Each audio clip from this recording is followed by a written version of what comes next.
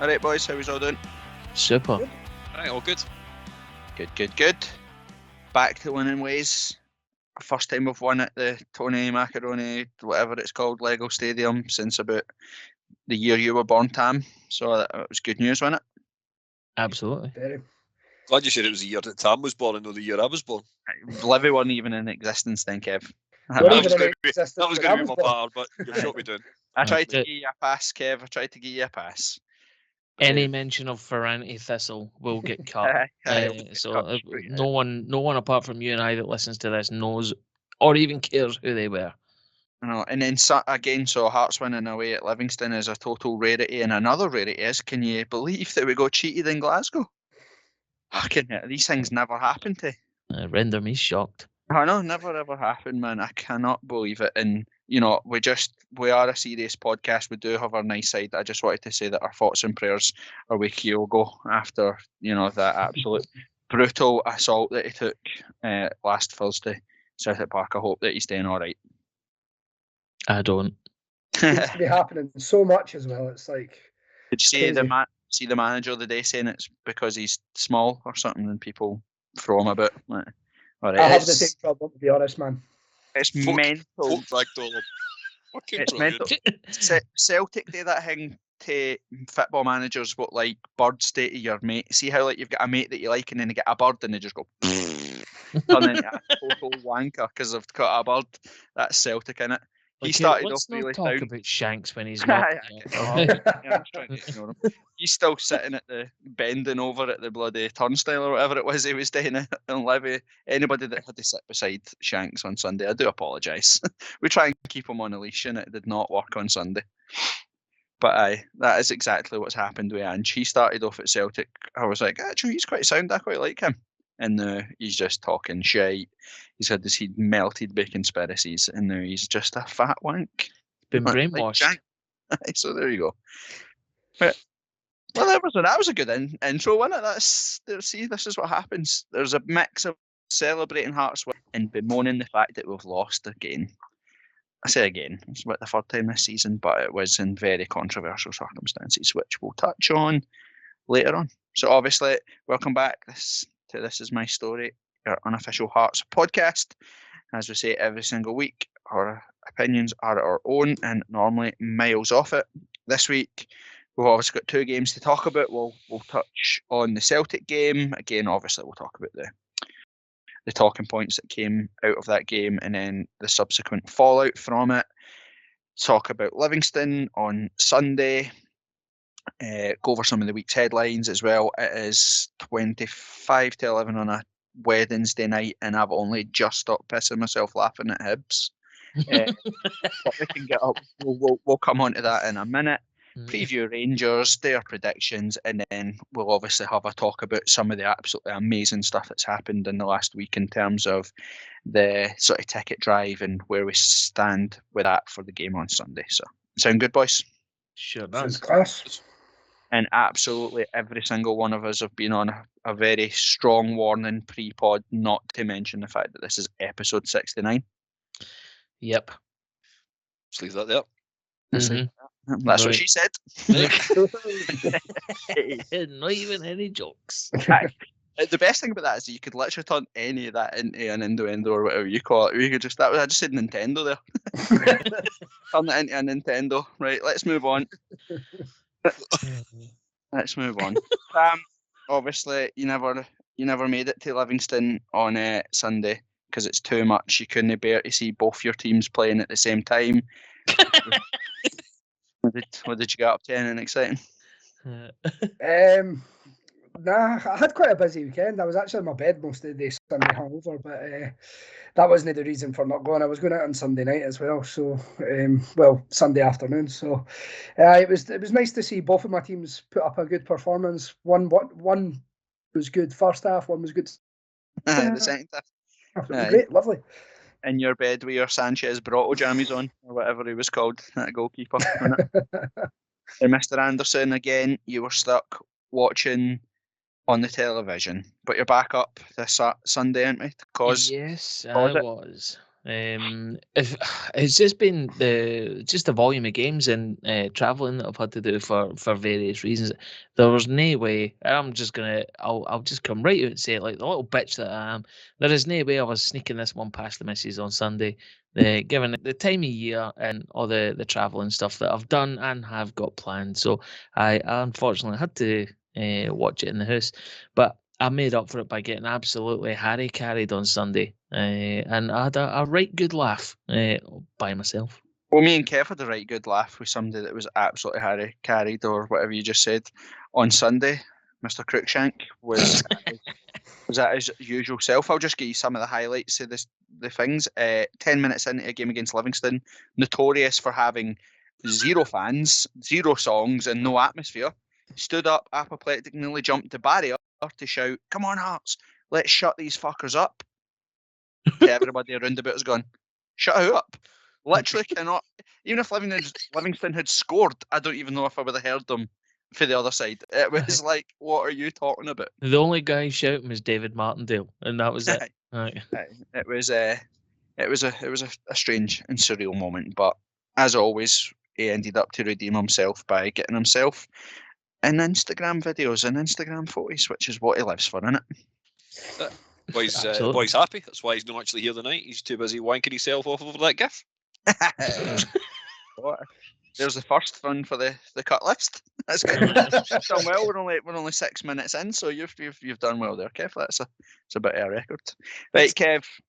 Gia's, your Kevin McKenna's, your players, whatever the one that we never put on social media last week. Gia's the answer to that, and then let's have this week's Kevin McKenna's as players. Glenn Snodden or whatever it is you said last week. That was just to keep the old guy happy for Preston Pan's Hearts, who was over the moon. That I mentioned that last week. So cheers to sorry, can't mind the boy's name. But it was nice to meet you, mate. So last week's social Kevin McKenna that we never put up was a January 2018 signing on loan. Played 12 games and collected 7 yellow cards. And according to Wikipedia, he's only ever scored 3 goals in his career. Tam, you look like you were actually going to give me the answer there. Nah, okay. Just I thought you'd peaked. I thought you'd peaked for the year. And of course, I can't remind his name. I think it's that centre like defensive. I wasn't listening, Kev, because I never do. Correct. So say it again. So January 2018 signing on loan, played 12 games and collected 7 yellow cards. And according to Wikipedia, only ever scored 3 goals in his career. And the answer is Joachim Ando. That's the one. You didn't even give us a chance to guess. It was last week's one. You didn't listen to me. Right, last week's one. All right, cool. There we go. So that was last week's one for the social that we never put on the social. This week I've got another 3. I will give you guys 2 of them. We'll keep one for social. We might put it up. We might no. Who gives? So first one is internationalist, but hampered by a bandy-legged and a fat bastard. Sorry, Tam, you can bleep that one out. Played over 400 games for the famous and looked great in a tiger shirt. I thought you were calling me a fat bastard there before you said. I don't know what was going on there, man. Were you having a midlife crisis or something? A breakdown? Say it again. Start again. No worries. Let's start again. So this week's Kevin McKenna's, the first one for the boys on the podcast, is an internationalist, but hampered by a bandied-legged and a fat bastard. He played over 400 games for the famous, and he looked great in a tiger shirt. And a tiger shirt. In a tiger shirt. Was it Henry Smith with a goalie top that looked like a tiger top? Well, Mr. Corbett used to actually have that as his phone case. Hey. He's actually sitting there with a big beaming smile on his face because he knows perfectly well it is Henry Smith. An absolute hero amongst men. Exactly that. So that was your first one. Second one is still only 27, winner of the Scottish Championship in the 2014 season, and he scored the first at the big party.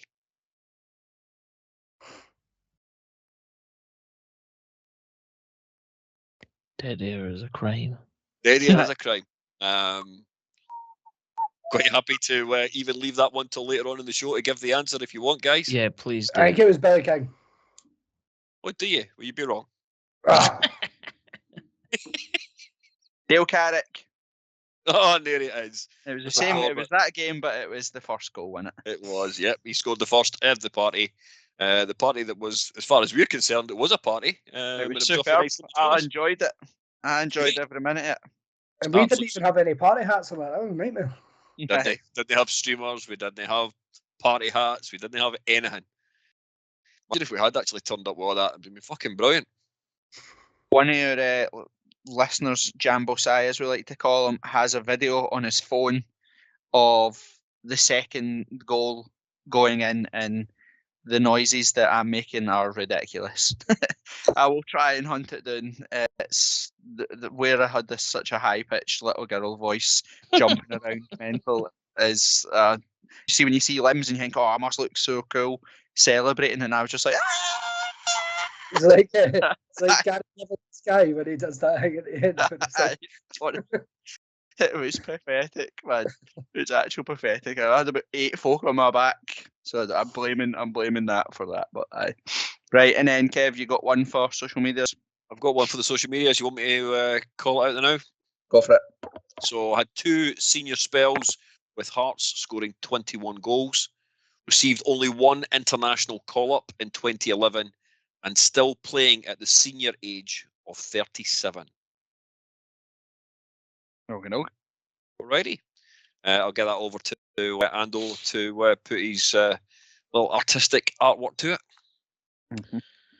Gordon from Preston Pans Hearts will absolutely get that right. 100%. There we go. Cool. Right. So I will definitely. Last week we'll give ourselves the excuse of we were busy last week.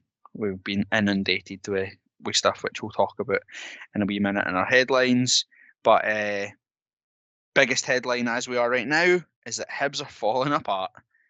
Again. Absolutely. Hi, again. Superb. Just for the Hibs fans that do like to listen, you're now closer to the bottom of the league than you are to the famous. They're 8 points off bottom and 11 points off the Hearts. So I'm laughing at. It's it's a great laugh, and it's well deserved. Based on what I've seen in the last couple of games, I've not seen the full 90 minutes. I've only seen highlights, but they've been utter dog meat, and long may it continue. Absolutely correct. And you'd be, if you were a journalist, you'd be absolutely sweating if you were making bold predictions that Hibs would smash Hearts, they'd finish 20 points above them. You know, you would be sitting in your house right now going, "Woof, I've made a total of that." Especially if they had the same name as me. Like, aye, that's right. Name and shame. Who done that? That's what Tam McManus is one of them. Oh yeah, of course, that arsehole. Yeah. Aye. Do we have to say allegedly? Yeah, no, allegedly an arsehole. No, he's no. Just a known fact that he is an actual arsehole. The only thing that he could get as far as definition of character. Right. What's the definition of an arsehole? It was a lawyer's joke, Tam. Instead of defamation of character, I'm going for definition of character. You've just pissed all over it. It's fine. I'm going to cut you some slack this week, and I'm not going to go after you. I told you that at the start, so it's fine. Well, I'll just leave that there and just make you look foolish. Well, let's bring it back to a happy place and say, when was the last time we only had 3 Edinburgh derbies? Oh, you asked this the other day, and I meant to go and check, but I was lazy because of other stuff we've been dealing with this week, and I haven't done it. So hopefully someone's got the answer. But somebody will know somewhere. It'll be a while. Because even in if Hibs fans want to have a wee pop and say, what about the time you got demoted or whatever, then actually by definition, because the way they did their votes, they'd have finished 7th, so we would have had 4 Edinburgh derbies that season as well, because they finished bottom 6. So I would imagine it'll be, unless it's glaringly obvious, I'll imagine it'll have been a while ago. I would Yeah. think. Aye. But it is going to be a while ago. But we can splice something in there. Aye, Steve Banks. Aye, aye. What is absolutely going to happen is that they won't win another game between now and the derby, but they'll win the cup.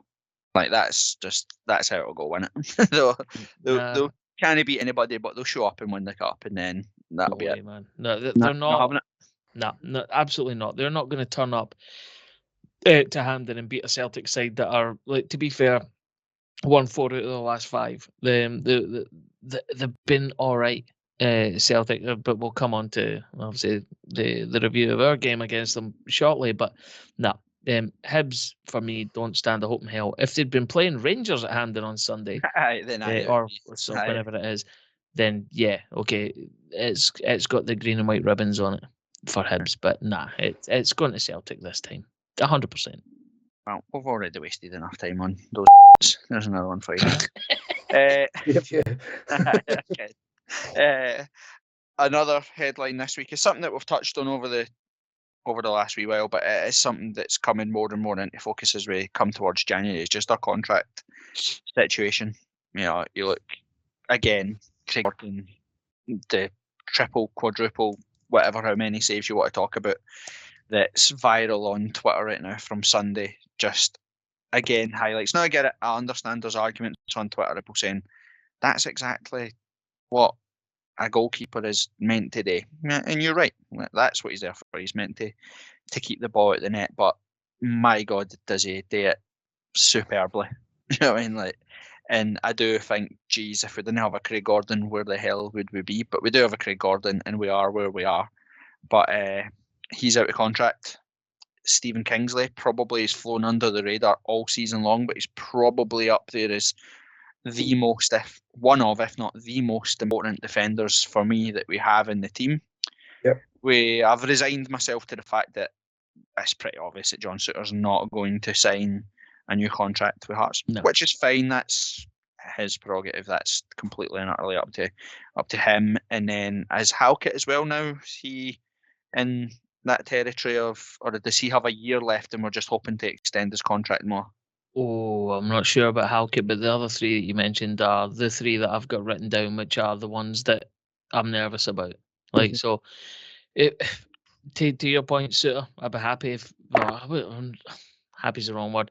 He would go with my good wishes. I'm not going to say that he absolutely should stay, but the other 2, we need to keep them. We definitely need to keep them. If there's at all a possibility of it, it needs to happen. Yeah, I wholeheartedly agree.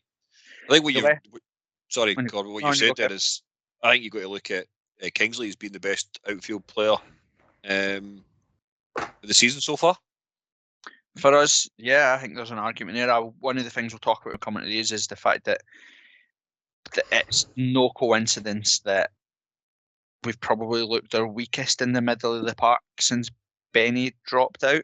You know, I don't think that can be understated.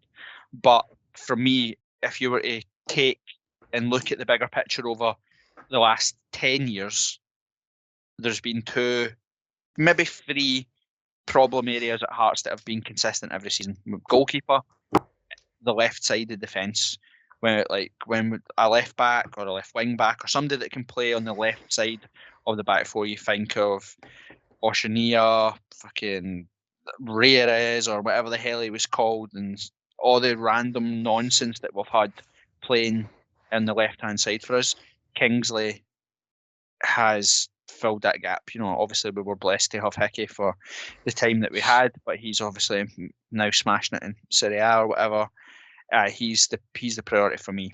And again, we can afford to probably lose one of Souttar and Halkett, but I wouldn't be comfortable losing both of them, if you know what I mean. Yep. Like Craig Halkett, we've said hundreds of times on here that Craig Halkett's just one of those guys that I want to do well for Hearts. Like there's something about him that I want to like, that I think he looks like a good guy and he looks like he gets it and all that sort of stuff, but he does have massive weaknesses in his game. But he seems to be, then you look through, and if you're going to make excuses for him, you think, right, well, we've played him alongside fucking Popescu, We've played him alongside fucking absolute dross for the past couple of seasons. It's no coincidence now that he looks his strongest playing alongside John Souttar and Stephen Kingsley, backed up by Craig Gordon. Do you know what I mean? So we are in a situation where we could be without, four of our back five, six. So hopefully it's something that Savage and co are well on top of and coming up with a plan. Can confirm that Halkett is out of contract at the end of the season. Oh, is it? Yep. Okay. Well, again, Brilliant. it's one of those weird ones where I can see us being more likely to lose Souttar than Halkett. Do you know what I mean? He kind of flies under the radar as kind of being a player that has struggled in a 4, looks a lot more solid in the 3, but he looked well in the 4 at Celtic Park the other night as well. So Yeah. that's obviously a contract situation as well. And then obviously the biggest headlines of this week is, and we'll do a separate pod after the Rangers game just to thank everybody, because we'd be here for hours if we actually went into the in-depth detail of what's happened in terms of, obviously, we followed the lead of a few people that we'd seen. Stuart McLaren, I think is his name, Alan Archibald as well. I'd seen a couple of Hearts fans, and we've seen it all season long where, people who haven't been using their season ticket have put their season ticket up on Twitter to be like, I'm not going, but the ticket's yours if you want to go. You just sort of seen that bit of looking out for each other fan-wise. We seen that they did a thing saying, look, I've bought a couple of tickets for anybody that can't afford to go. So we obviously, as a podcast, got together and thought, right, well, we all chip in £20 each, and we'll buy some tickets for a family and give them a wee treat for the podcast to go to a game before Christmas. And literally from that one little tweet, Ando, you'll be able to give us probably some of the more hard facts or whatever, but we raised well over £1,000. Probably stand to give out well over 50 tickets. We've had training gear donated. We've had money donated for pies and bovros and merchandise, all that sort of stuff. We've had ex-players donate. We've had people from America, Australia donate. It's been total and utterly outstanding, hasn't it? Absolutely unbelievable, to the point where my employers are they're having a serious look at my productivity last week. Just the amount of stuff that the amount of time that this has taken up, and it is absolutely remarkable. I think our final tally on cash donations, and this is money just transferred to me to buy tickets, was £1,060. Absolutely unbelievable. And you've got some big names in there as well. So the likes of friends of the podcast, Joel Sked, Rob Bock, and Craig Cairns as well. Ex-players Alan Preston as well, who have put up £65 to buy 2 adult tickets. We have had, by my reckoning, and again, we're going to do a final tally after the recording of this, but it's somewhere close to the region, I think 58 tickets as best I can figure, that we've had donated, or we've had cash donated in order to actually buy them. So it's absolutely phenomenal. I think the furthest away person that has sent us money has been from Australia, and it's been from basically all over the place. We had some guy donate money from Canada as well. So who, I can't remember your name, apologies, but so thanks to absolutely every single person that's been involved over this. Then it's absolutely blown me away personally, and I know it has with you guys as well. And some of the messages, again, I don't want to steamroll you, Corbett, but some of the messages that we've had back in response from the people that we're actually gifting these tickets to, it's been hairs on the neck stuff. Right. Like it's been absolutely phenomenal. Aye. And like you said, we've always said this for the start, is that we started this podcast as a bit of banter between mates because we were sick of doing lockdown quizzes with our family. So we jumped on a Zoom call with our mates just to talk shite about Hearts. And then to think that between the Zaliukas flag, this donation thing or whatever, that we've raised like nearly £4,000 just through fans. Do you know what I mean? It's absolutely crazy. And like I said, the one thing I wasn't, I was always prepared and knew that it had the potential to have loads and loads and loads of donations. Like, as a fan base, we're superb with stuff like that. But what I absolutely wasn't ready for was just how emotional it would hit you. Do you know what I mean? Like, we are all touch wood, lucky that we're in employment and we've got stable jobs and we've been able to carry on somewhat of a normal life through lockdown. And what I totally and utterly understand that has never been the case for absolutely everybody. And for that opportunity for us to be like, before COVID, I used to like, somebody phone me up, say, try to go to the Hearts game. He'd be like, you look at the window and be like, it's going to rain, it's Livvy away, fuck that, I'll just stay in the house. I mean, you would never be waiting, but because we've had it taken away, you kind of forget just how much it means to people, and the fact that we've been able to, like you said, help someone that necessarily, they don't have to have been in dire straits or whatever, but just to be able to give them something that they maybe never even thought about, because of bills coming in and the time of the year or whatever. Probably the last of their priority was to say, let's spend 80 quid and go to Tynecastle on Sunday. Do you know what I mean? And for us to be able to have done that and give that opportunity to nearly 58 people is truly outrageous. And from all of us in the podcast, genuinely, you have no idea how much it means to all of us, how much you back us, and for us to be able to do that is superb. So thanks to absolutely every single one of you for the support. Yep, Yeah, definitely. Now let's just let Hearts ruin our day on Sunday, innit? No refunds. I know No refunds. what we've Don't blame done. us. What we've done is we've cattle prodded some fucking innocent civilians into a stadium, and we're gonna get absolutely fucking mullered. Aye, we're gonna ruin them. We're gonna ruin their ruin Sundays. everyone's Christmas. Blame Hearts, no us. There's nothing to do with us. So, Cool. So I might as well. We'll get 2 games like we said to go over. We'll go over the first one, which was at Celtic Park. There's a couple of reoccurring themes in the both of them, which I think I'd quite like to talk about in terms of the overall picture. But we'll dive into the actual talking points of the Celtic game first and foremost. So pre-match, obviously, we changed shape. We went to 4 at the back. Basically, it was a 4-5-1 is what it was. Robbie said it was 4-4-2 on the telly, but it was for all intents and purposes it was 4-5-1. We boys still had a little bit of a niggle, so he sat on the bench, and we played. What do we play? Woodburn through the middle. mm-hmm. Gino, Ginelli, Woodburn, kind of switching between. aye, and Mackay. So that was it from sort of a Hearts perspective. Obviously, the noise in the paper during the week from everybody connected with Hearts was that we were going to go and have a go. That's probably the thing that annoys me the most, is that we didn't have a go. Now, there's 2 things that play here, right? If we want to take the maroon glasses off and we want to take the tinfoil hats off and sit for a second, then you have to admit and admire the fact that Celtic in full flow are actually pretty class going forward. They are a very well-oiled, very slick attacking force. It's very difficult to be able to stop them playing that type of football. They're at home, they've got 40,000 fans there or whatever it is. It's difficult to stop them getting in their rhythm. What bugged me was that that's fine and that's expected, but we were so passive for long spells in the first half and for the start of the second half as well, that you're kind of saying, are they actually playing that well, or are we just giving them the opportunity to play that well? But all of that is fine. Game is still decided on an offside goal, because if they beat us 4-0, you could then have the argument to say, well, the first goal didn't matter because we went on and scored 3 more goals anyway, which would have been absolutely fine.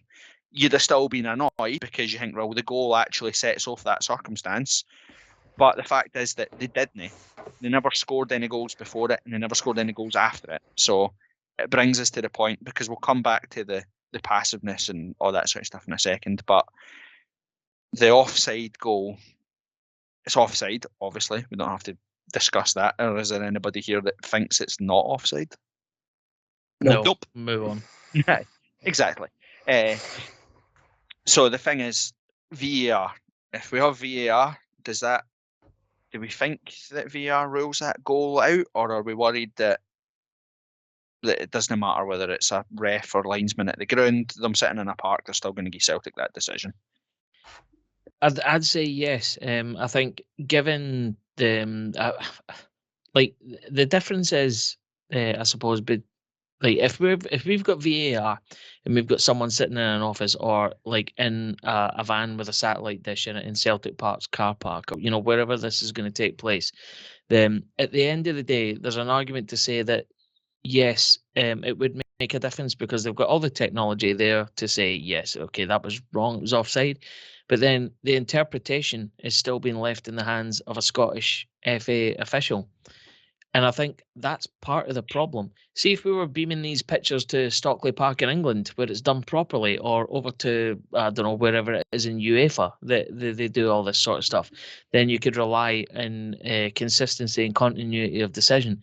But I don't think I get that with the Scottish FA. I think it's like there's still going to be a Scottish FA representative looking at the pictures and putting their subjective eye on it and going, yeah, actually, no.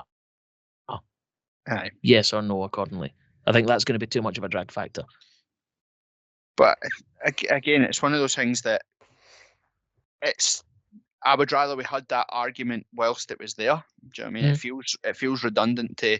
It's the whole if Manty had Boz situation. We're arguing about something that hasn't happened yet. But what has happened is Celtic have got 3 points in a game that they should have only had point out of. Do you know what I mean? That could be we now find ourselves 5 points behind Celtic instead of 3 points behind Celtic with a game in hand. Do you know these things? And again, it's the narrative that comes after the game that bugs me about that. It wasn't, Hearts denied opportunity to close gap on Celtic due to bad decision. It's Celtic close gap on Rangers. Do you know what I mean? Yeah. And that was the headlines that they wanted. That was the thing that they wanted. Was it's more important for Celtic to get that result because they need to. Everybody wants there to be a title race rather than Hearts to get that result so that there's a chase for second. And that's what bugs me about the whole narrative is no one looks at it objectively to say this is what happened. And I didn't want to waste any time on how pathetic Christophe Berra was in the studio after the match, but it was absolutely pathetic. I don't know who shat on his cornflakes, but for an ex-captain, it was pretty embarrassing stuff from there. Kev, if only that was the only ridiculous decision in the match, do you want to talk us through why the game was stopped for a hamstring injury? No, because nobody can actually work out what the hell went on there. I understand from my referee colleague friend that if the referee deems it to be an injury which is severe enough, then he does have the ability to stop the game, but that can be led to so much personalisation of it, of the whole set. Open interpretation, isn't it? I know. And then the aspect is it's a pulled hamstring. Fuck's sake. Not exactly like his leg off. Carry on. Did anyone listen to the BBC interview that I think it was Kenny McIntyre done with Crawford Allen from the refereeing body about this exact thing? Yeah, and it explains it perfectly. Sorry, my cat's arsehole's just walked past the camera again. I do apologise. It's going to get fucking thrown out in a minute. But that, he said that he had spoken to Bobby Madden and said that, he, in his opinion, thought it was a severe injury because of the amount of screaming that he done. But that's easy enough to fool a referee. You can go down. How often do we see it? We see players crumple and go down and collapse into a heap and shout and swear and scream and everything like that. But all they're doing is they're just buying. They're buying the foul, and it's the same thing that happened there. And they got taken in once again. So yes, there is a provision in the rules to say that they can say you can pull it up for that, but it's about not being conned, and that's the bigger part for me. I said, and we said it on Twitter as well, is that the offside is frustrating for Hearts, right? And it is. We're Hearts fans. It's cost us a game. Blah blah blah. We can understand that, right? And it's something that we watch in England. You look at the goals last night that Everton scored, for example. 2 of them were literally Tony's offside and the guy didn't get his goals or whatever, and you look at how quite clearly and how clear cut the Celtic one was. But there's a point where you've got to say that those marginal decisions without VAR are always going to be marginal. You're always going to be, you might get them, you might not get them. And to be honest, at that point, it's not really the referee's fault because he can only go on the judgment of his linesman. He can't see it and he can't watch it back. But what the bigger worry from the match is that the situation with the bounce ball, the Jota situation is the fact that that's just a clear and utter breakdown of knowing the rules of the game. And that's where you think, well, wait a second, that's really worrying because it's not a new referee. He's one of the best referees in Scotland. He's one of our top refs. He gets all of the big games. Not only for, like you said, so you even if you want to argue stopping it, fine. That was his interpretation. He might have thought Jota had got a really serious injury, blah, blah, blah.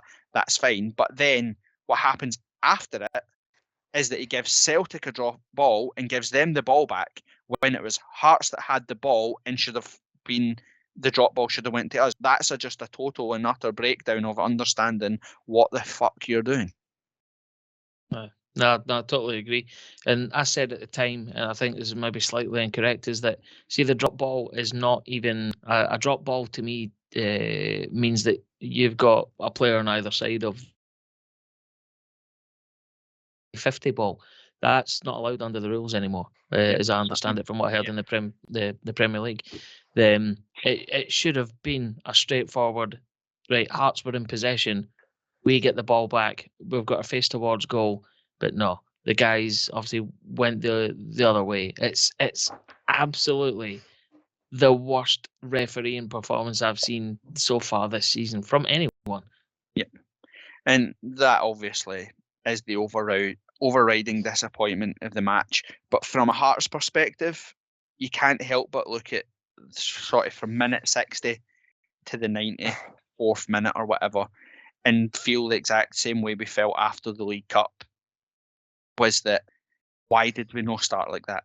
I know it's dead easy to say here, we're not playing in those matches or whatever, but when we started to ask Celtic questions, they looked so uncomfortable. All of their fluidity, nice attacking play, nice combination passing, their overloads. As soon as we started to ask them questions, they stopped flooding forwards. They stopped attacking with pace. Their passing become a bit erratic. You could see that we clearly had rattled them a bit. Do you know what I mean? And don't get me wrong, Craig Gordon has to make a couple of good saves to keep it at 1-0 or whatever, but you expect that. They're the home side. That's what you expect. But that, again, from a Hearts perspective, is you think, well, yeah, it is almost like a double-edged sword, isn't it? Because you think, well, we gave ourselves the platform to then go and start to attack by being the way we were in the opening 60 minutes, just like we were in the League Cup. So, it's not just as simple to say, well, actually, if we'd attacked from minute one, we could have got something out of it. But it does leave you thinking to yourself, well, actually, if we'd been a bit braver, if we'd gotten the ball a bit quicker, had a little bit more of an outball, Boyce made such a difference when he came on, even if it's just the fact that he doesn't have to win the ball, but his presence there makes the defenders do something. Do you know what I mean? So Woodburn, Ginnelly, Mackay, they're not natural strikers. So there's a certain point where the Celtic backline can think, well, just leave.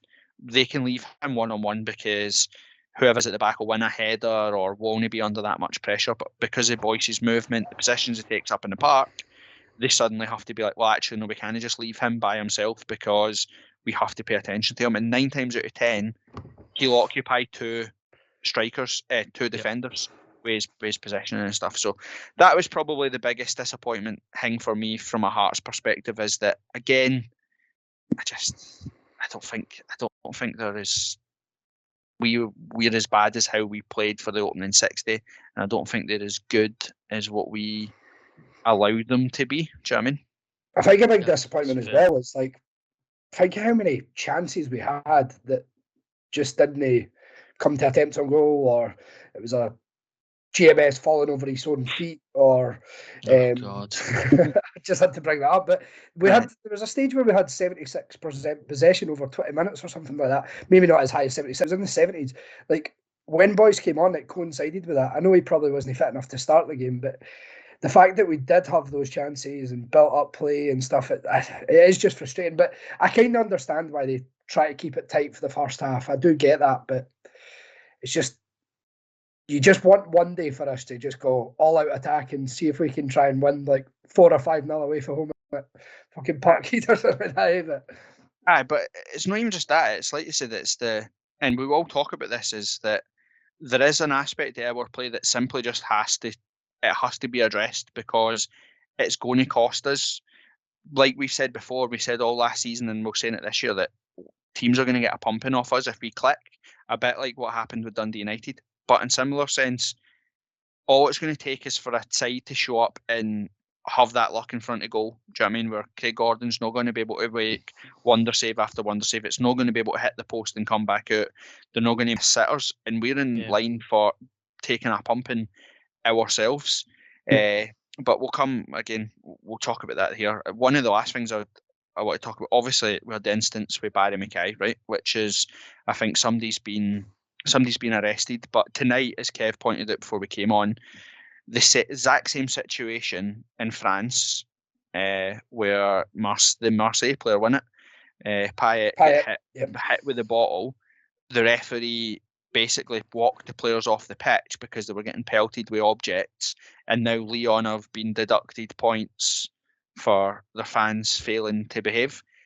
At one point, Barry Mackay was in danger of being booked by Bobby Madden for not going over to take the corner, having been pelted 3 times, hit with a bottle. My favourite thing was Andy Walker saying, "We don't know if the bottle was full," as if that makes a fucking difference. What the fuck difference does that make? Right. Do you know what I mean? Yeah. And I'm going to bring it back, and I don't care if it upsets people, right? I watched Hearts score a 90th minute winner against Hibs, have it ruled out for offside, see their manager run onto the park, do this to the fans, goad them, shush them, get it right up them. He got hit in the chest there, wearing a padded jacket with a 50p piece, and he went down like he'd been shot. And we had to listen for 4 weeks about how he was hit with that coin because we're bigots and he's been racially abused his whole career and all the sob story or whatever. Literally, did it even make the news that Barry Mackay got hit in the back with a full bottle of juice, got hit with coins, got hit with pies, whatever? And it was the same reason. Barry Mackay could have said the same stuff. He could have came in and said, the only reason I was getting hit with that was because I'm an ex-Rangers player. Do you know what I mean? And you're telling me he wasn't in that corner being called all the names under the sun? He wasn't being racially abused for being a Rangers player or whatever you want to call it. Do you know what I mean? Again, we've said it before on this, and I'll keep saying it. You can't call out one thing and then ignore the rest. That's when it becomes totally and utterly stupid. You're either against all forms of racial abuse, homophobic abuse, bigotry, all that sort of stuff, or you're not. You can't pick and choose what you're offended by. Do you know what I mean? We can't have all these great campaigns, all these great speeches, all these great talks about racial discrimination and then just ignore the fact that every Saturday, home or away, there are 2 sets of fans in this country that sing about wars, terrorist organisations and all that sort of stuff. Death and killing. And get away with it. Do you know what I mean? We got to grow up when it comes to this sort of stuff, which annoys me. And I'll say it, he doesn't listen, but I'll say it anyway. Well done to Barry Mackay as well, because he could have made that situation a hell of a lot worse if he'd reacted or whatever. And the fact that he's done Celtic a massive favour by taking it on the chin and just getting on with it. Do you know what I mean? Which was fine to say. And then the last thing I wanted to talk about this, because it's been a hot topic, their manager's been speaking about it today, right? Anybody asked me who are the best players I've seen play in Scotland, I'd tell you Brian Laudrup is one of them. He was absolutely frightening. Henrik Larsson is a football player that we'll probably never, ever see the likes of again in Scotland. Yeah. Lubomir Moravcik was frighteningly good. and we've had Takis for Rudy Scatchel for all those guys, right? All those players were amazing, and we'll praise them forever, right? But they never did any of the nonsense that you've seen Kyogo doing, who, by the way, is an outrageously good football player. Yeah. You know, he's probably been Player of the Year in Scotland. He has the potential to go play at a high level. He scores goals. He's energetic. He's got skills. He's got all that stuff. He absolutely does not need to be fawned down pretending he's been slapped, fawned down pretending he's been hit, all that sort of stuff. It's not needed because he's good enough without it. Do you know what I mean? And that was just that was my one thing that, yeah, I understand why Celtic fans will stick up for him, because we would do the same when it comes to Hearts players or whatever. But it is something that it's a shame to see, because he is clearly a talented footballer that does not need it. It just doesn't even make sense, though, does it? Like, I know. Even he's not even like he's just diving like Martin Boyle or anything like that when there's challenges coming in. Nah. What? I was just going to exactly say the same thing. Yeah, but it's like a hand on the back or a hand on the chest and falling like he's been shot or something. It's weird. Aye, it's not needed, and like you said, you can call it whatever you want. It's cheating in its plainest form. It's cheating, 100%. And that's the only way to do it. Cut it out. You don't need it. Exactly. It's like, if just on that point, and sorry to labour it, is that Chris Sutton was exactly the same. Right, when he played with Celtic, absolutely phenomenal goal scorer. But that element of his game, which is, like, anyone comes near me, I'm just going to go down like a ton of bricks. And even Stephen Presley, when he played with us, he used to do the same thing. It's just it's dishonest, and it needs called out for what it is, which is just a bunch of cheating cunts. That's what we need. I did love a wee Presley flop though. That was always good fun. Yeah, right. And then this is what we were going to talk about with the overall. Like I said, there's a couple of themes that have been happening in our away form that we need to address and talk about, and it coincides with obviously Livingston. Great result, we win 1-0, but that first 45 minutes at Livingston on Sunday was absolutely shambolic. We were, I'd say, miles off it, but we weren't even that. Livingston were all over us and wasting us in front of goal. Some heroic goalkeeping gives us the opportunity to build at halftime and in the second half. But if you look through, so the opening 45 minutes at Celtic Park, opening 45 minutes at Livvy, the 90 minutes at Motherwell, the 90 minutes at Aberdeen, we go through these stages away from home where we cannot start those games that we just seem to be miles off it, and then we're giving ourselves a mountain to climb because we get in at half time, get a rollicking, and then come back out second half with all of the pace, all of the aggression, all of the game plan that is missing in the first 45 minutes. Do you know what I mean? And it's, again, is it that, are we approaching away games with the same mentality that we have with Celtic Park? Grow into the game, take the crowd out of the game, the opening 10, 15 minutes, then start to play your game. And it's simply not happening because of the way we play in terms of our shape, 3-4-3. It leaves us heavily outnumbered in the middle of the park if we are not pushing forward. Do you know what I mean? If we're not attacking, then it leaves us heavily outnumbered in the middle of the park, because the three at the back becomes a flat back five, which leaves two of them in the middle of the park. And it becomes an absolute nightmare. And then when you have the laziness that you can get from, like, your Gary Mackay-Stevens, your Janellis, your Mackays, your Woodburns, who don't run, they don't parry, they don't press, they don't show, they don't hold the ball up, then all you have is the four at the back of the team that you're playing against, or the three at the back, or whoever it is, plus their midfield. They have so much space to move the ball into, to press, even just by staying there. And Robbie said it after the game. He said that, we gained possession, but we also gained yardage. We were maybe 40 yards from our goal first half. Second half, we were 60 yards from our goal because we pushed Livingston away from us, whereas Livingston pushed us away from them in the first half. And it's something, like I said, we can't keep that going. Definitely not. There's so many synergies. Just the Celtic game and the Livingston game, obviously, just being a few days apart, is that and you've quite rightly pointed it out there. Is like we can demonstrate it in so many away games, and it's not just going to Glasgow. It's going to other wee shitty tin pot places like Ammanville. Is that it cannot be lost on Robbie Nielsen or the rest of the management that we just don't start these games well. Now, because it's a trend, I find myself asking the question, is it Nielsen that's actually asking us to set up that way, and just a case of, right, you know what, be prepared to soak it up for the first half and maybe 10 minutes into the second half before we actually get the finger out and try? Or is it something that is like player apathy, whereas they're in that mindset? I can't figure out what it is, and that's the worrying part, is that we set up sometimes to go when we're away from home, and we should come out the traps absolutely on fire, but we just don't. And I cannot find where the fault is, whether it's with Nielsen or the players. There you go, Sam. I was just going to say, to be fair to him, he's probably worked on that all week. He's spoke through it, and he's had to change it after 30 minutes. And so I don't think it's the message he's putting across, or he wouldn't have changed it that quickly. He would have tried and stuck with the same formation tactics as he started with. But the fact he had to take Woodburn off after 30 minutes to make that change to give us more of a foothold in the game, I think he can clearly see they're not doing what they're asked. Yeah, but that's one game in isolation, Tam. That he's only done that for the Livingston game. He's not done that for anyone else. I agree. To be fair to you there.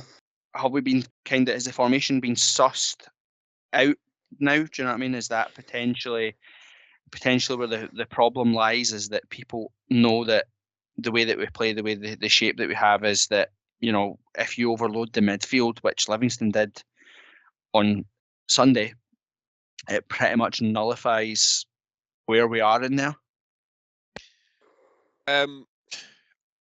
If we still had Benny playing on Sunday and it was the same performance in the first half hour, 40 minutes of the game, I would say yes.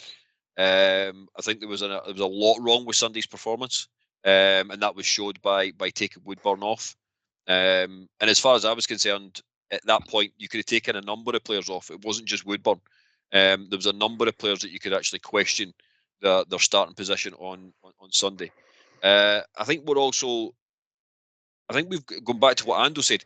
I think there's an element of both, if you to be truthfully honest with you. If you think back to the St Mirren game at the beginning of the season, we went out, we played really well, and we won 2-0. Similarly, Dundee United, we went out, we played well, and scalped them as well.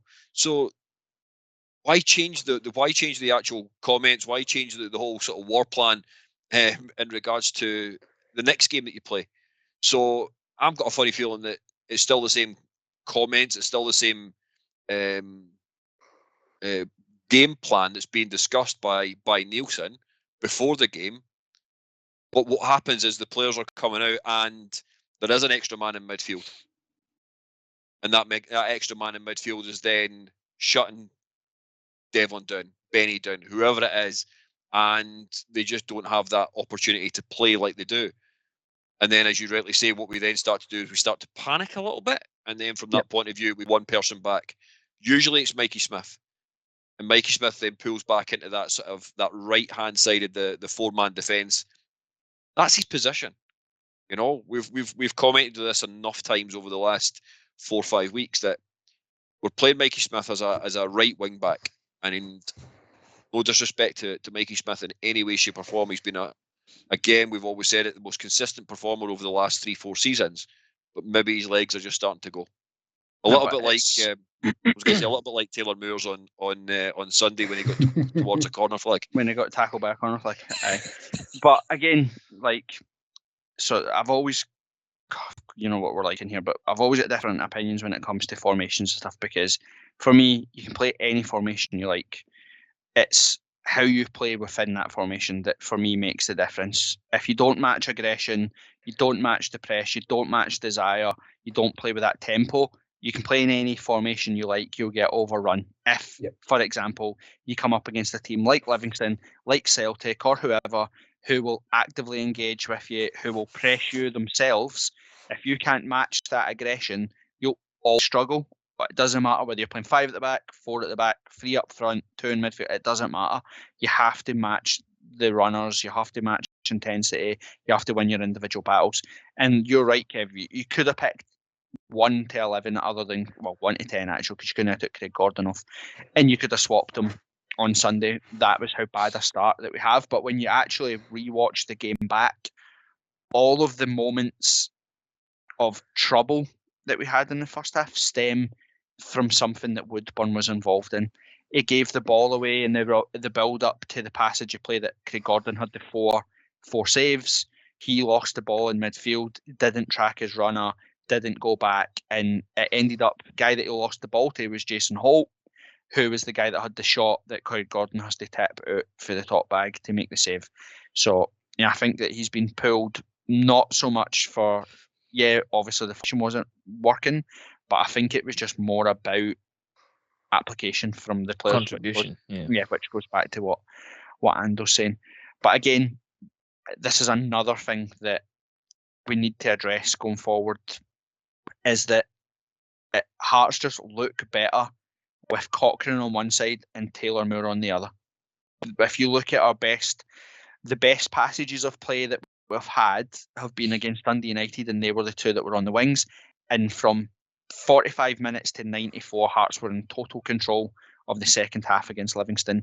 And if we could score a fucking goal, we would have posted whatever number we wanted, because we had chance after chance after chance. They resorted to long balls because they couldn't match our aggression. They couldn't match what we were like in the midfield. And if we're going to stick with 3-4-3, why we need Cochrane and Taylor Moore to be further up the park is because Mikey Smith and Halliday, or Cochrane, depending on who he's playing with, when they take their natural position and they end up making it a flat back 5, that's when the midfield gets overrun, where they have to stay up, they have to stay forward, because it makes the midfield more compact. It makes Livingston's midfielders think about where are they going, and it gives Benny, Devlin, Haring, whoever is in the middle of the park, the opportunity to get their foot on the ball. We missed Motherwell, we missed it at Aberdeen, we missed it in the first half against Celtic as well. So that's an issue that we have to address. The other one is that Peter Haring did a job on Thursday at Celtic Park, didn't he? He played it, and then he absolutely, that we had it before. I was having a Billy Mehmet St Mirren semi-final meltdown like I did at Far Park when he turned into Messi for 90 minutes because we allowed him to, with that Stephen Omionga or whatever he's called for Livingston, who's absolute dog shit FC, but we gave him all of the time in the world on Sunday, first half, and he turned into Iniesta. He was winning everything, he was playing all the passes, he was winning the ball back, and Robbie brought Haring on and said, sit on him. Literally stop him getting the ball, win the ball back, stop it at source. And from that minute, they subbed him off at 65 minutes because he just stopped impacting the game. Because Peter Haring just won the ball off him and stopped them being able to dictate play. There's an argument to be said that we need Haring, Devlin, and Benny probably in the midfield on Sunday, because we're playing against a side that will probably like to keep loads of the ball. Yep. And we're going to need that aggression in there.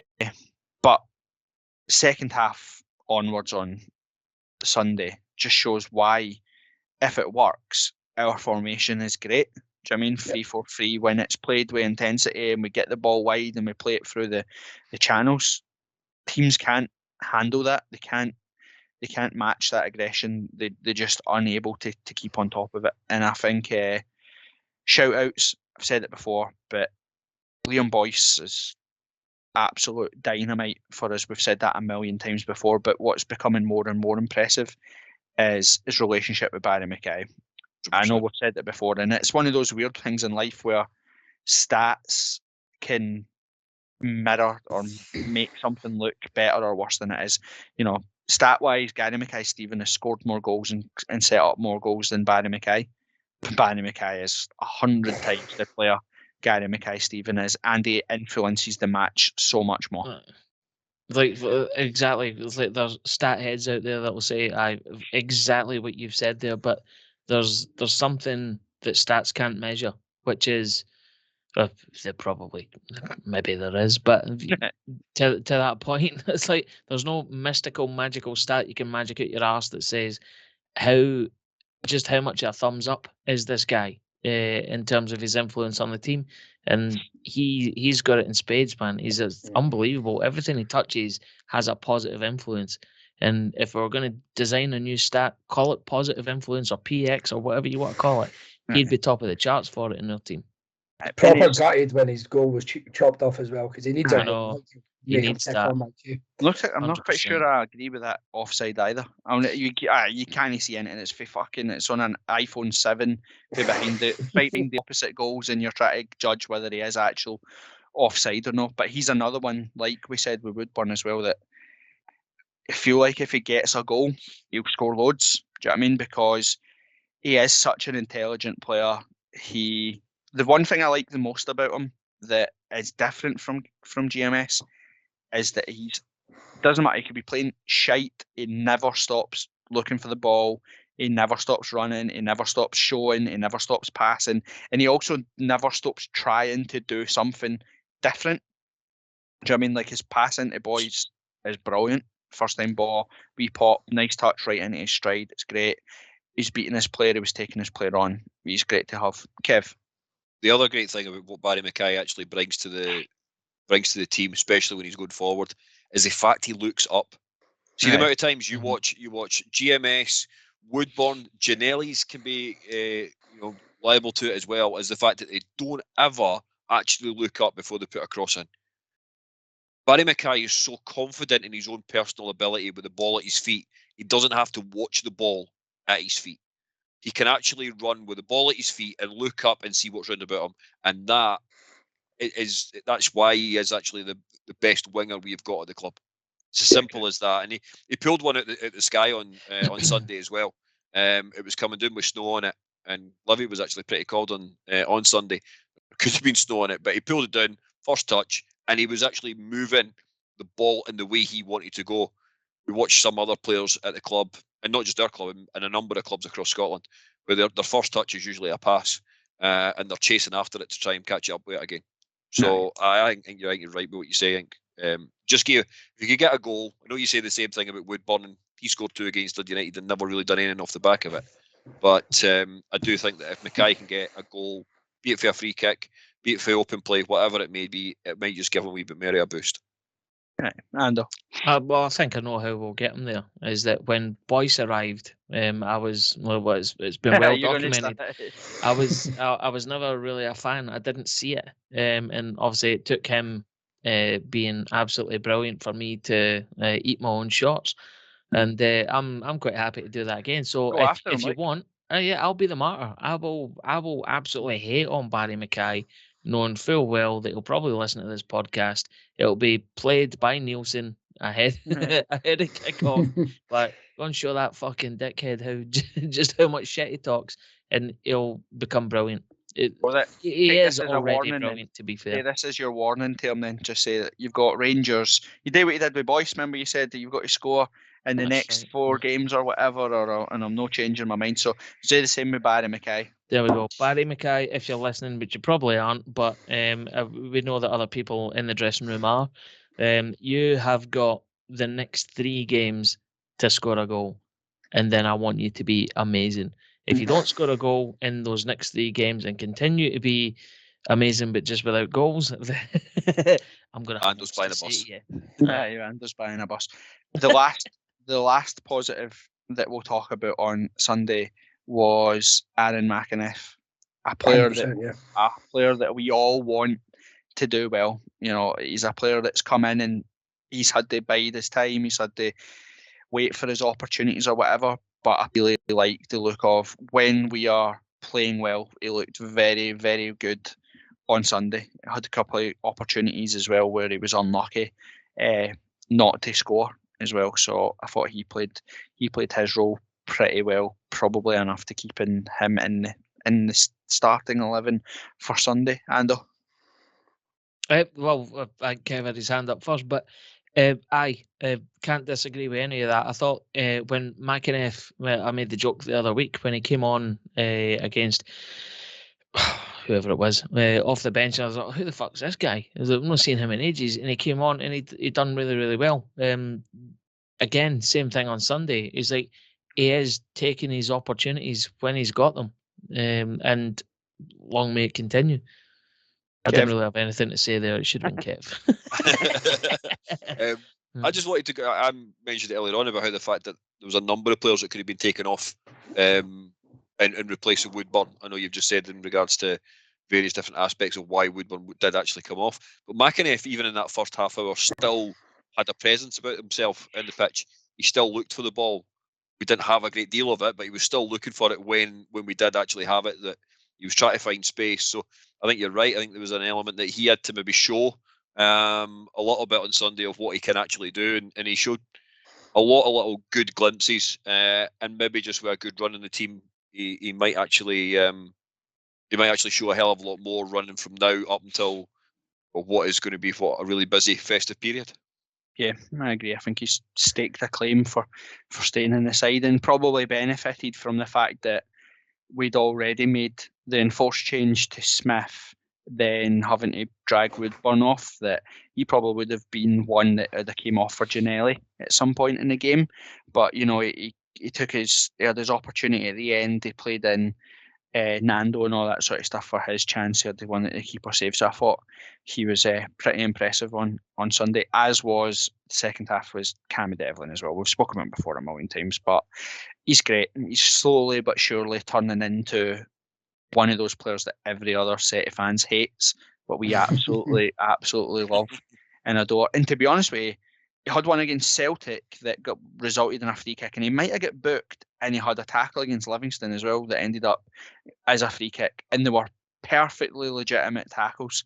He just won the ball and took the player as well, which is like an old-fashioned tackle type thing, but obviously reputation seems to be preceding him right now.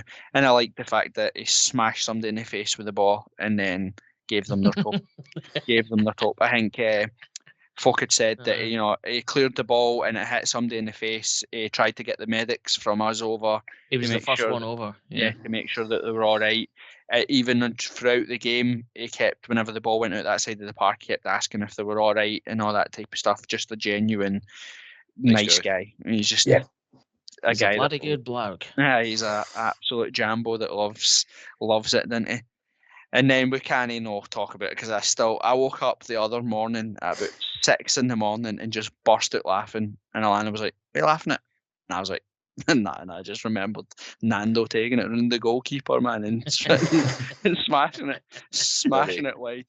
Absolutely. When you've got 3,500 Hearts fans singing when Nando scores, we're on the pitch, or 7 foot and he can't shoot.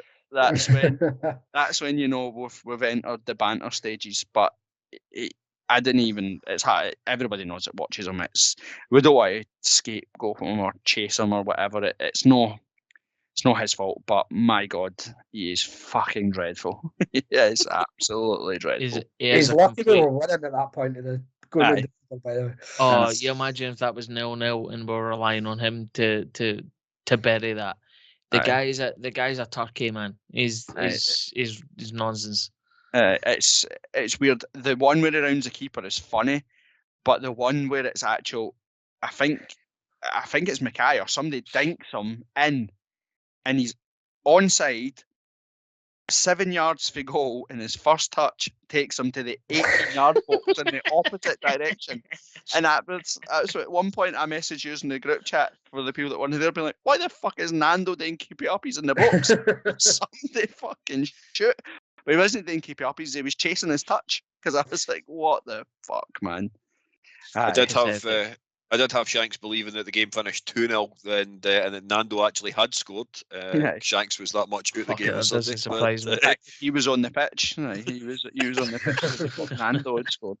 But again, the only thing that highlights with that is that we need a goal scorer. Like in January, we need a striker. We need somebody, because we've said before, whether it be an attitude thing or whatever it is, we noticed at Motherwell, he wasn't even out warming up at half time. Noticed against St Mirren that the trainer had the actual go down, did the warm up weigh him before he came on. He just does not look interested in being here. Like, do you know what I mean? He's the only guy I know that's 7 foot and jumps and gets to 5 foot. Do you know what I mean? He literally just does not look in the slightest bit interested, which is rubbish. Right, we've been talking shite for long enough. We've obviously got a game on Sunday. We're playing Rangers at Tynecastle. Robbie has a very impressive record against Rangers. I believe he's only lost one, like 1-7 or something like that. He is against Rangers, which is pretty impressive. Why'd you have to say that? I know. Well, here's the next thing I'm going to say that will ruin it. Hearts haven't conceded a penalty all season long. We've had 0 penalties, and we are inviting the penalty Rangers crew to Tynecastle on Sunday. If you're a betting man, I'd lump your money on there being an honest mistake in the game on Sunday that directly benefits Rangers. Would be maffing. But this, all jokes aside, this is kind of where Robbie builds his success at Hearts. Is anything we get away from home is a bonus if we take care of what we do at home. So, I think Hearts will be bang up for it on Sunday. It'll be a good game. It'll be a good test. It'll be nice to see how far we've come, because Rangers have came into a bit of form just now. We're obviously undefeated at home this season. We've got quite a good home record under Robbie Neilson at the best of times. So let's all have our big boy pants on and get predictions. Tam, do you want to go first? What's your prediction for Sunday? It's difficult because I would start of the season, I would say we've got a good chance of scoring a goal against that Rangers defence. But since Van Bronckhorst has came in, they seem to have sorted that out a wee bit. So I don't know. I think I honestly can't even predict. Fuck it, I'll just go 1-0 Hearts. When you waffle like that, it's because you've been a shite bag and didn't think Hearts are going to win, and you don't want to say it. Exactly that. So you're just saying, right, 1-0 Hearts, fine. Kev, what's your prediction? If we play anything like we did on the first half on Sunday, I hate to even think. But because we're at home, we will have a massive crowd behind us by all accounts. It sounds like from ticket sales point of view, there's plenty Hearts fans backing us on Sunday. I genuinely think we should get hopefully a 2-1 victory. Okay. Ando? I'm going to be a bit long-winded here and say from an emotional perspective, it's all in our favour. The amount of good work that we've done in being able to ruin people's Christmases, with all the good luck and the generosity and stuff like that we've touched on earlier on. Obviously in the last week, it's going to be my missus's first time at Tynecastle. Obviously I'm taking her along for this game, so that in and of itself has got disaster written all over it. Everything points towards us being an absolute devastation, but Hearts are going to win 2-1, and we are going to have a stand named after us, preferably the Roseburn, because I liked it when it was the school end. I don't like it now it's Roseburn. It's going to be the This Is My Story podcast stand after a resounding victory, 2-1 against the Rangers. Yeah, that's what's happening. Right, well, I'll go the opposite for long-winded. It's going to be a Desmond. It'll be a Desmond, I think. I think we'll be happy with that. In a follow-up to that, I'll ask you now, would you be happy with a Desmond getting out of Tynecastle with a 2-2 draw? I think that's always Robbie's mantra in the big games, is if you don't lose, then good. Do you know what I mean? It's no damage done. What I'm more looking for is a performance. Do you know what I mean? I'd like to see us be brave. I'd like to see us go and pose our game on them, make them answer our questions, and see where it takes us. Do you know what I mean? Like we've said before, Celtic and Rangers are where they are because they can afford to bring in better players than us. It's as simple as that. But when it comes to things like desire and aggression and tempo, they're all down to the individuals. Do you know what I mean? It's just, if we show up and play to our full potential, then why can we not go to it? toe to toe with them, but I think it'll be a draw of a scoring draw on Sunday. So There we go. Corbett and Van Bronckhorst have already met up and shook hands over it. Is that what you're trying to tell us?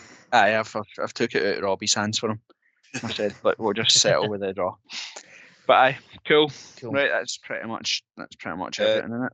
Just one last point. I think I've worked out the last time there was 3 Edinburgh derbies in one season was the season 2010-2011. Check the group chat. The one 'cause that Tam thanks, posted it. That's thanks, fine. Tam. Thanks for Did you? posting that, It's Tam. actually the year after, but it's fine. An hour ago, but thanks for that, Kev. Right, boys. I need my bed. Aye, Tomorrow's aye, my aye. last day of work of the year. See you all later. Catch you later. Right, boys. I'll see you all on Sunday for what should be a decent day out, and we'll see you all next week. See you later. See you later. Later. Gorgie out.